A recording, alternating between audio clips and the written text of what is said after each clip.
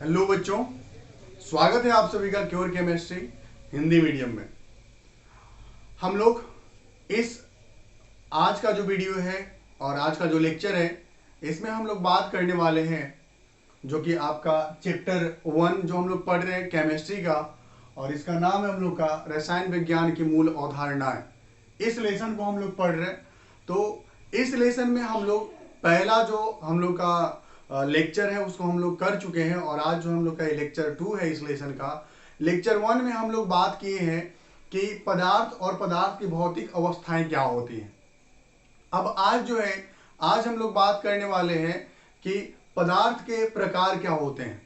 Okay, पदार्थ के प्रकार, तो ये प्रकार किस किस आधार पर बांटे गए हैं उसकी बात करनी है। तो पदार्थ का जो प्रकार बनाया गया है, इसका आधार है आपका कि पदार्थ अलग अलग तरह के हैं, सबका गुण अलग अलग है। तो उस गुण के आधार पर पदार्थ का अलग अलग भागों में बंटवारा किया गया है। ओके, तो आइए आज समझते हैं। आज इसी पे हम लोग का वीडियो है, और इस टॉपिक को बड़े ही प्यारे तरीके से, बड़े ही अच्छे तरीके से इसको समझेंगे, ताकि आप एक बार इस वीडियो को देख लो तो उसके बाद फिर आपका जो कॉन्सेप्ट है वो पूर्ण रूप से क्लियर हो जाएगा। और अगर आपको इस लेसन का फर्स्ट लेक्चर देखना है, जिसमें हम लोग पदार्थ की भौतिक अवस्थाओं के बारे में बात किए, उसमें हम लोग ठोस, द्रव और गैस के गुण के बारे में बात किए थे। तो अगर उस वीडियो को आपको देखना है तो आप इस वीडियो के लिंक के आप डिस्क्रिप्शन में जाओ, वहां पर उस वीडियो का लिंक डाला हुआ होगा, और वहां से जाकर आप उस वीडियो को देख सकते हो। ओके, तो सबसे पहले आप वहां जाओ और उसको देख लो, फिर आप रिटर्न होकर यहाँ आओ और इसको देखो। तो चलो शुरू करते हैं कि देखिए, पदार्थ का जो प्रकार बनाया गया, जो पदार्थ को बांटा गया है, वो मूल रूप से दो भागों में बांटा गया है। और किस आधार पर बांटा गया? तो पदार्थ के अलग अलग गुणों के आधार पे दो भागों में बांटा गया है। कौन कौन से दो भाग हैं? तो पहला है शुद्ध पदार्थ और दूसरा अशुद्ध पदार्थ। अशुद्ध पदार्थ का ही एक नाम होता है मिश्रण। ठीक है, अशुद्ध पदार्थ का ही एक नाम होता है मिश्रण। अब यहाँ पर शुद्ध पदार्थ क्या है और अशुद्ध पदार्थ क्या है, इसका परिभाषा क्या होगा उसकी बात कर लेते हैं। तो चलो इसका परिभाषा हम आपको समझाते हैं कि देखो, जब आप शुद्ध पदार्थ की बात कर रहे हो, जब आप शुद्ध पदार्थ की बात कर रहे हो, तो ये वह पदार्थ होता है, वह पदार्थ जो एक ही प्रकार के, ओके, जो एक ही प्रकार के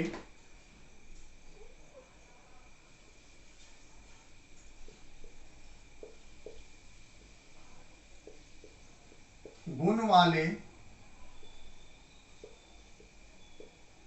अवयवों से निर्मित होता है।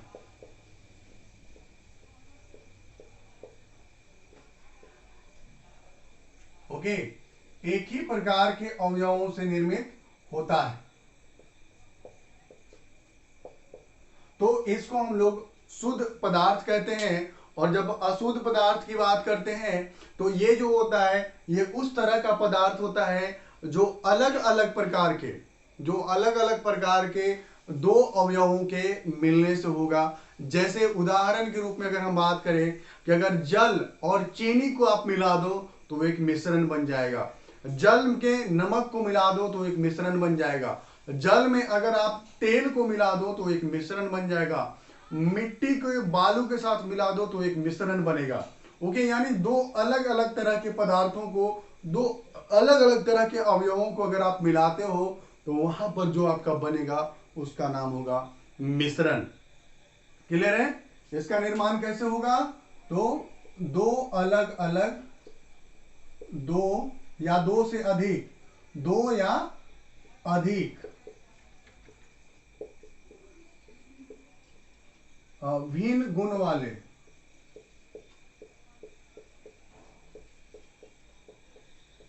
भिन्न गुण वाले पदार्थों का मिश्रण, पदार्थ कह सकते हो या फिर अवयव कह सकते हो। दो या दो से अधिक तरह के पदार्थों के मिलने से इनका निर्माण होता है। इसको हम लोग अशुद्ध पदार्थ कहते हैं या फिर मिश्रण भी कह सकते हैं। क्लियर होगी बात। अब हम लोग को यहाँ पर जानना है कि शुद्ध पदार्थ के क्या प्रकार हैं और अशुद्ध यानी मिश्रण के कितने प्रकार हैं। तो आइए हम लोग उस पॉइंट पर आते हैं और यहाँ डिस्कस करते हैं। तो यहाँ पर आपका है पहला तत्व, जिसको इंग्लिश में हम लोग एलिमेंट कहते हैं। ओके, इसको एलिमेंट कहा जाता है। तो तत्व क्या होता है? तो ये वह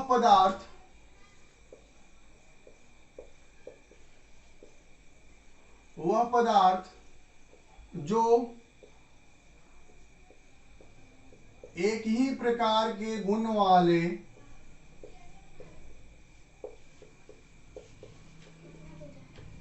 वाले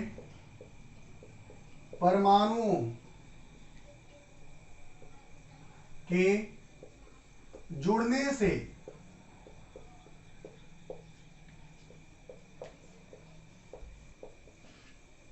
निर्मित होता है। ओके, तत्व क्या है? तो ये उस प्रकार का पदार्थ है जिसका निर्माण एक ही तरह के परमाणुओं यानी एक ही प्रकार के गुण वाले परमाणुओं के जुड़ने से होता है।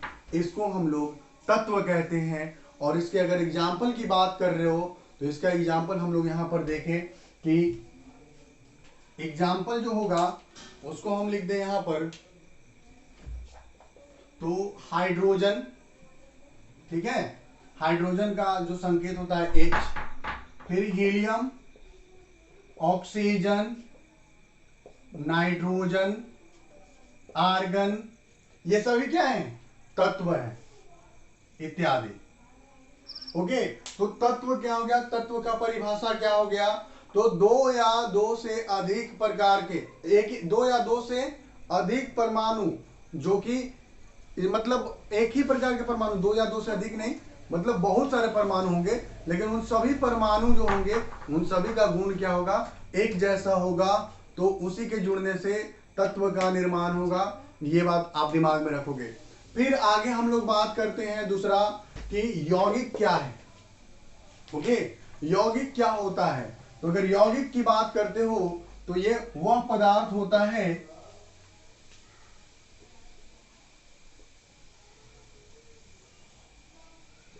देखो, वह पदार्थ जो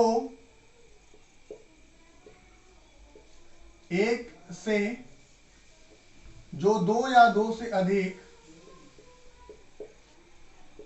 जो दो या दो से अधिक प्रकार के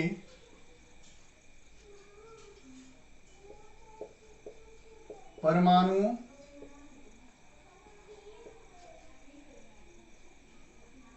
तत्वों के परमाणुओं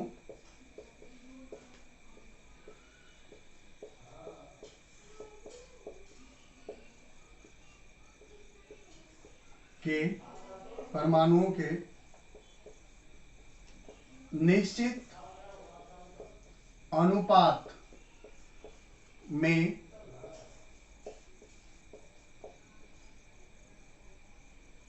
संयोग से निर्मित होता है। ओके, यौगिक क्या है? तो ये उस प्रकार का पदार्थ है, ये उस प्रकार का पदार्थ है या उस प्रकार का शुद्ध पदार्थ है जिसका निर्माण दो या दो से अधिक प्रकार के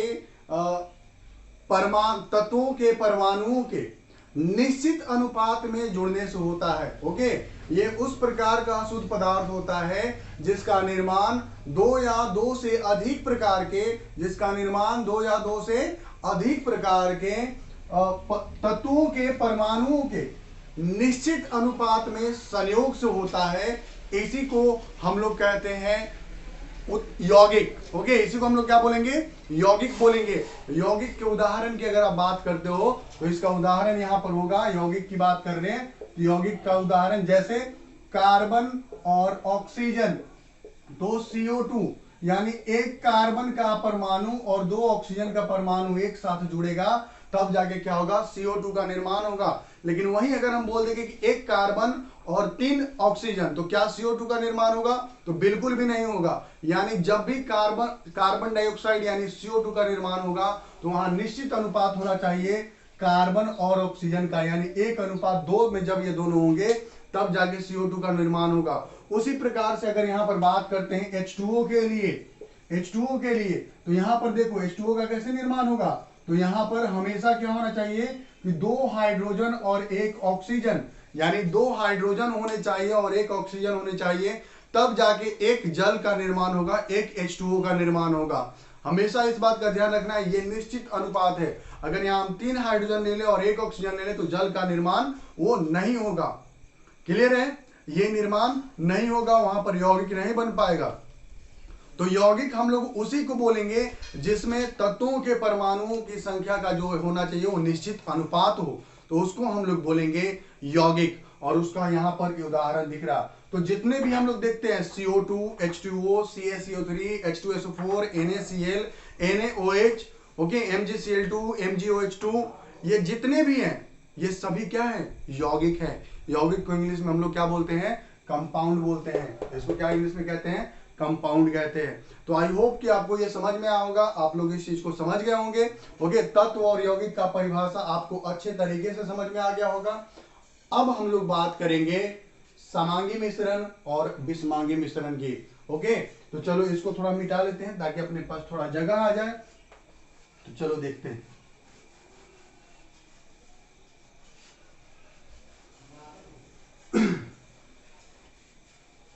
अब देखो, मिश्रण हम आपको बता चुके हैं कि 2 या 2 से अधिक भिन्न गुण वाले पदार्थों का मिश्रण या योग आपका मिश्रण कहलाता है। मिश्रण की बात आपको हम उदाहरण में दे दिए थे कि जल और नमक का घोल एक मिश्रण है। एक हवा जो है, जो आपका हवा है, जो आपके वातावरण में है, ये आपका एक मिश्रण है। जो मिट्टी हम लोग देख रहे हैं, मिट्टी एक प्रकार का मिश्रण है। जो हम लोग का शरीर, हम लोग के शरीर में खून है, वो खून एक प्रकार का मिश्रण है। जो हम लोग दूध पीते हैं, दूध एक प्रकार का मिश्रण है। जो समुद्र में पानी बहता है वो एक प्रकार का मिश्रण है। तो मिश्रण में 2 प्रकार हैं आपके, पहला है समांगी मिश्रण, दूसरा है विषमांगी मिश्रण। समांगी मिश्रण किसको कहते हैं, तो देखिए इसकी परिभाषा हम लोग यहां पर लिख लें, देख लो। वह मिश्रण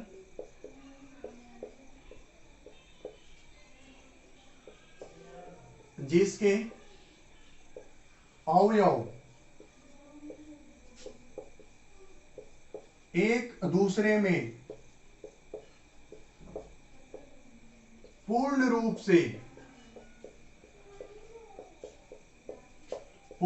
से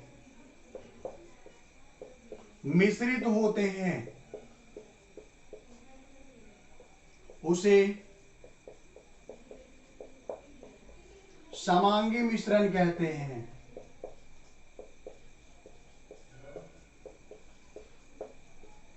ओके, वह मिश्रण, समांगी मिश्रण क्या है, तो वह मिश्रण जिसमें जो अवयव होंगे, यानी जो 2 या 2 से अधिक प्रकार के पदार्थ मिले हुए होंगे, वो एक दूसरे में पूर्ण रूप से मिश्रित होंगे। यानी कि उनको मिल जाने के बाद अगर आप चाहो कि देखो कि इसमें हम क्या क्या मिलाए थे, तो आप इसका पता नहीं कर सकते हो। इसी को हम लोग समांगी मिश्रण कहेंगे। इसका उदाहरण पानी और नमक। पानी में अगर आप नमक मिला दो और घोल तैयार कर दो, घोल तैयार करने के बाद अगर आप कोशिश करोगे, आपको ये जानना होगा कि उसमें क्या है, तो आप इसको देखकर नहीं बता सकते हो कि उसके अंदर क्या क्या, यानी वो जो घोल तैयार हुआ वो किस चीज का तैयार किया गया है। ओके, तो वहां पर जो होगा वो आपका क्या कहलाएगा, समांगी मिश्रण। इसी तरीके से पानी और शराब यानी अल्कोहल, पानी और अल्कोहल को अगर आप एक साथ मिला दो तो आपका क्या कहलाएगा, वो भी एक समांगी मिश्रण होगा, क्योंकि एक दूसरे में। फिर यही अगर आप विषमांगी मिश्रण की बात करते हो, तो विषमांगी मिश्रण का परिभाषा देख लो, बस यहां से थोड़ा सा अलग होगा, और वो थोड़ा सा अलग जो है वो पूर्ण रूप से इसको अलग कर देता है। तो क्या अलग है इसमें विषमांगी मिश्रण में, तो देखिए यहां पर जो अवयव होंगे जिनसे मिश्रण तैयार हो रहा होगा, वो अवयव जो है आपस में आंशिक रूप से मिश्रित होते हैं, या फिर ये कह सकते हो कि वो पूर्ण रूप से मिश्रित नहीं होंगे, या फिर बिल्कुल ही मिश्रित नहीं होंगे। विषमांगी मिश्रण उस तरह का मिश्रण होता है जिसमें उसके अवयव बिल्कुल ही मिश्रित नहीं होंगे, या फिर आपका वहां पर वो आंशिक रूप से मिश्रित होगा, तो इसको आप बोलोगे विषमांगी मिश्रण।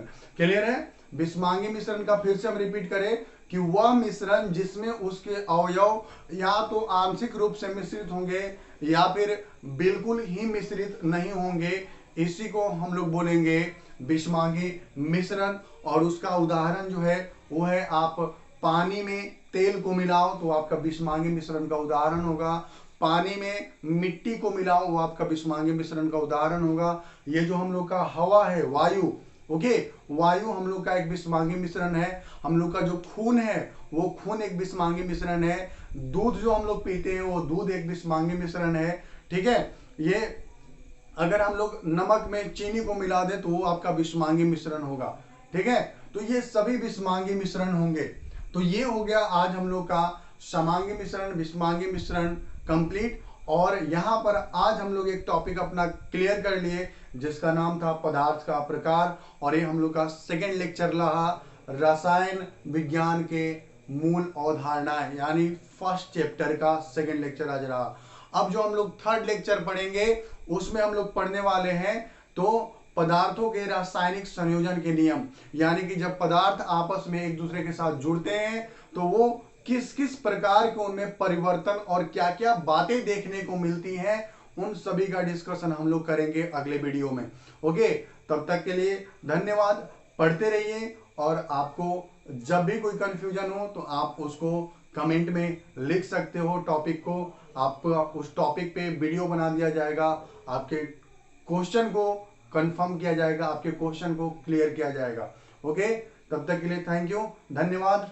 पढ़ते रहिए।